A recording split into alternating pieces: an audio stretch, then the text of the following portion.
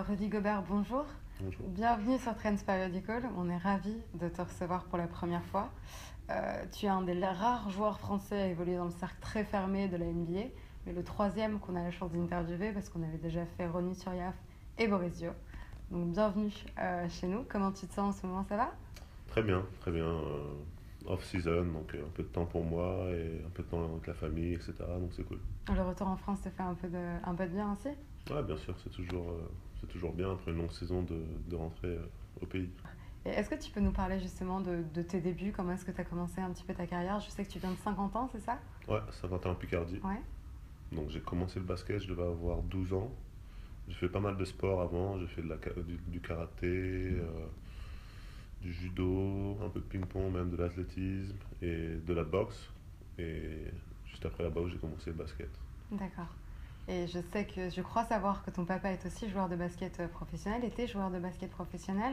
Ouais, C'est quelque chose qui t'a un petit peu inspiré aussi dans ton choix de tous ces sports que tu pratiquais? bah, je pense que même si je dirais non, oui, quand même. Oui, Quand même, on a toujours envie de faire mieux que papa, donc je pense que oui, il m'a inspiré. d'accord. Il doit être très fier aujourd'hui de ta Ouais, carrière.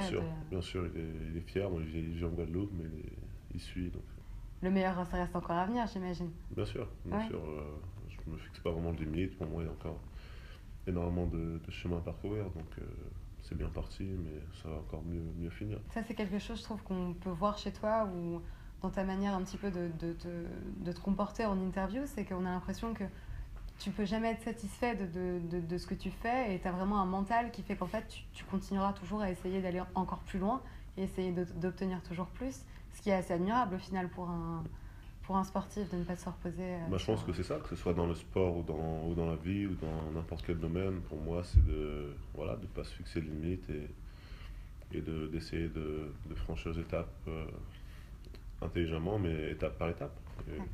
Et c'est ça que j'ai fait toute ma carrière et je vais continuer à faire. Et tu as décidé cette année de te lancer un petit peu dans une nouvelle aventure en parallèle parce que tu as décidé de prêter ton image à une toute nouvelle marque française de vêtements qui s'appelle Ben Clark et surtout de faire confiance à son jeune créateur qui est Kevin Idomene. Euh, Comment est-ce que vous vous êtes rencontrés tous les deux? Vous avez une petite histoire? Ben, Kevin, ouais, Kevin, ça fait longtemps. Dans mes jeunes années à Cholet, on était tous les deux au centre de formation. Donc je l'ai D'accord. dû rencontrer, je devais avoir 15 ans. Et lui, il était déjà là depuis un an. Et voilà, on a fait 5-6 ans ensemble. Donc ça fait un beau bout de temps. Mais à ce moment-là, on n'aurait jamais cru que. Je pense que j'aurais jamais cru qu'il serait dans le mode. Et voilà, c'est marrant de se retrouver comme ça. Et on est toujours resté en contact. Bien Donc, sûr. donc j'ai vu un peu voilà, je l'ai vu démarrer le projet. Et j'ai toujours gardé un œil dessus. Et voilà, maintenant, le projet commence vraiment à s'aboutir et j'aime beaucoup ce qu'il fait. Donc pour moi, c'était bien tu vois, de rester prêt et de voir comment ça se passe. Ben Clark, c'est une jeune marque de mode très qualitative qui a un peu pour ambition de cibler justement tout l'univers du basketball. C'est ça aussi qui a pu te séduire dans ce projet. Bien sûr, c'est surtout voilà, ce que dégage la marque, le message. C'est surtout ça que j'ai aimé. Après, je savais que Kevin, voilà, c'était quelqu'un qui est pareil, très ambitieux, qui bosse bien, qui est sérieux dans ce qu'il fait. Donc, bon, voilà, moi j'ai pensé que c'était une bonne marque et j'ai voulu l'aider, surtout avec mon image et le fait voilà, de travailler ensemble, voilà, sur le shooting photo, des choses comme ça aide vraiment, ça peut vraiment booster la marque, c'est le but. Mhm. Alors c'est vrai que quand on parle de basketball au niveau de la mode, on a tendance à penser un peu au jersey, au sweat à capuche, au jogging, etc. Là, on n'est pas du tout là-dedans, comme on peut le voir puisque tu portes une des chemises de la Ouais. marque sur toi. Là, on est plutôt sur des pièces très pointues, axées vraiment sur le lifestyle en fait des basketteurs aujourd'hui. On peut un peu appeler ça du chicwear. Ouais, c'est Ouais. exactement ça, mais c'est vrai que maintenant la NBA, voilà, ces dernières années a vraiment évolué. On est plus dans le raffiné maintenant. Mhm. Il y a un dress code, donc c'est-à-dire Ouais. quand on va au match, on peut pas avoir un suite à capuche ou des gros trucs super larges, etc. Ils ont vraiment voulu. Il y a tellement de médiatisation autour de la NBA que maintenant on se doit d'avoir une belle image et une image clean et Mhm. voilà, une image cool, quoi. Donc chacun fait ce qu'il veut, mais pour moi, Ben Clark, c'est vraiment ça, c'est raffiné, c'est chic, sans être du luxe. Mhm. C'est vraiment classe et posé, quoi. Et c'est inspiré un petit peu de tout cet ADN et de tout ce lifestyle en fait qu'on peut retrouver chez les joueurs de NBA aujourd'hui ou même chez les basketteurs français. Bien sûr, c'est surtout, comme je dis, c'est le message que ça dégage. C'est voilà, qu'il n'y a pas de limite et qu'il faut croire en soi. Et c'est vraiment ça voilà, qui m'a motivé à être dans le projet. Aujourd'hui, la plupart des pièces, elles ont des finitions très élaborées. Il y a beaucoup de chemises comme tu peux en porter, mais il y a également des vestes, il y a quelques pulls. Il y a un énorme souci du détail et c'est vraiment très perceptible. Aujourd'hui, c'est ça, le style des basketteurs, c'est aussi peut-être un peu c'est dans cette mentalité-là qu'ils travaillent, dans ce souci du détail, dans cette perfection, dans cette volonté de la perfection aussi. Après, comme dans tous les domaines, tout le monde est Mm. différent. Moi, c'est vraiment ça que j'aime bien personnellement. J'aime bien quand les choses sont bien faites, quand c'est qualitatif, sans être trop extravagant. Donc, ça me correspond parfaitement. Et bien sûr, Kevin fait un excellent boulot à toujours venir avec des nouvelles idées pour trouver des choses un peu plus différentes, mais quand même qui restent qualitatives. Et c'est ça le but. Mm. Si Ben Clark n'avait pas existé, ça aurait pu être ton armoire idéale quand même. Ouais. Ouais, bien sûr. Aujourd'hui, c'est vrai que les basketteurs de la NBA ont tout de même un lifestyle et un style assez différent malgré tout des Français. Toi, tu te situerais plus de quel côté aujourd'hui au niveau du style? Moi, j'ai le côté un peu français, j'ai le côté, la montée était aussi un peu américaine, donc je vois les deux côtés et j'aime bien avoir mon propre style. Donc c'est pour ça avoir mon ami qui fait sa propre marque, pour moi, ça me permet aussi de me démarquer et c'est cool. De la mode française adaptée au style. C'est un peu ça, Ouais. ouais. On peut dire ça, le côté raffiné français et le côté, la mentalité américaine. Comme on dit, c'est trust your passion, ça veut dire, voilà, Mhm. fais confiance à ta passion. Donc c'est, voilà, donne-toi à fond dans ce que tu fais et te fixe pas de limite, donc c'est un peu ça. Alors, il y a une autre partie du lifestyle qui est aussi assez intéressante, c'est la musique. Et j'ai cru comprendre que tu étais assez fan de rap, pour le coup. Non, je suis assez fan de tout en fait, Ouais. principalement hip-hop, mais Ouais. j'écoute, voilà, je suis pas fermé sur le rap. J'aime bien, moi j'aime beaucoup les musiques latines, j'aime beaucoup le reggae. Donc ouais, je suis assez ouvert, mais je suis bien sûr principalement hip-hop. Ouais. Un petit peu de rap français, ce qui a pu Ouais, bien sortir en sûr, ce moment. Il y a bien des sûr. choses que tu aimes bien. Ouais, j'aime beaucoup Damso, Ouais. bien sûr Booba depuis longtemps.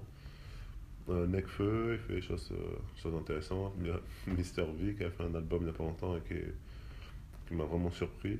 Tu Il est vois, vraiment surprenant, pas mal. d'accord. Et non, genre, je t'en oublie, mais j'écoute pas mal de rap français. Un peu plus US, mais j'ai des périodes où j'écoute plus de rap français. Et en rap US, qu'est-ce qui te. Bon, en US, il y en a beaucoup. Il y en a beaucoup. Bon, il y a les Drake, le J. Cole, Kendrick Lamar, Meek Mill, voilà, j'en oublie, mais c'est vrai que la liste est plus longue. C'est vrai qu'en plus, le rap américain et le basketball sont très liés historiquement parlant et même au niveau de la culture. Bien sûr, c'est la Ouais, culture, dans la base, c'est la culture ouais. afro-américaine.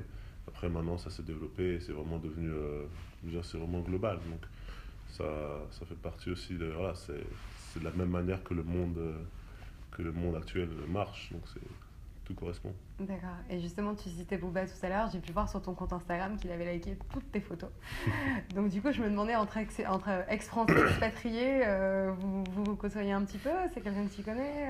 On s'est rencontrés plusieurs fois, Ouais. dans le courant très bien passé. C'est quelqu'un que j'apprécie et voilà, on se donne de la force sur les réseaux sociaux, même si là, aujourd'hui, il a beaucoup plus de followers que moi. Mais voilà, il me donne de la force et moi je lui donne de la force, même si on n'en a pas forcément besoin aujourd'hui, mais bon, Ouais, c'est toujours cool.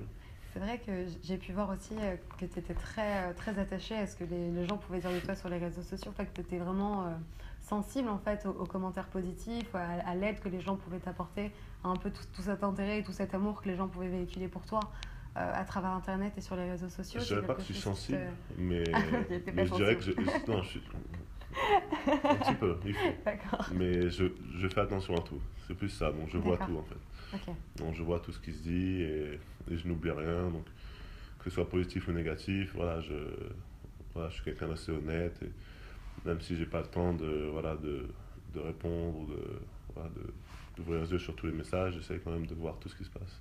Et pour repartir un petit peu sur le basket, qu'est-ce que tu fais juste avant un match? Est-ce que tu as des petits rituels, tu as des choses Ben, j'ai pas de rituel un peu bizarre comme certains athlètes ont, mais voilà, pour moi la routine c'est important. Donc la sieste avant le match c'est obligatoire. Bien sûr la nutrition, donc le repas à tel moment, voilà, ces choses-là. Après, non, je fais pas mes lacets avec deux doigts, non, non. Je fais- D'accord. T'écoutes un peu de musique peut-être, justement? Ouais, des moments oui, Ouais. c'est dans la voiture ou dans le bus quand on est en déplacement, entre l'hôtel et la salle, mais dans le vestiaire, j'aime pas trop avoir la musique. Donc je suis plus tranquille. Mais ça me dérange pas s'il y a de la musique. Je suis assez open en fait. D'accord, ok. Bon bah super. Et aujourd'hui, qu'est-ce qu'on pourrait te souhaiter pour la suite? Bah écoute, la santé déjà, Ouais. parce un billet voilà, c'est dur. Et continuer à m'épanouir, sur et en dehors du terme. Ok. Bah écoute, c'est tout ce qu'on te souhaite pour la suite. Merci Merci, beaucoup en tout cas d'avoir merci à été vous. sur Transfer Medical et j'espère à bientôt. Merci. Merci.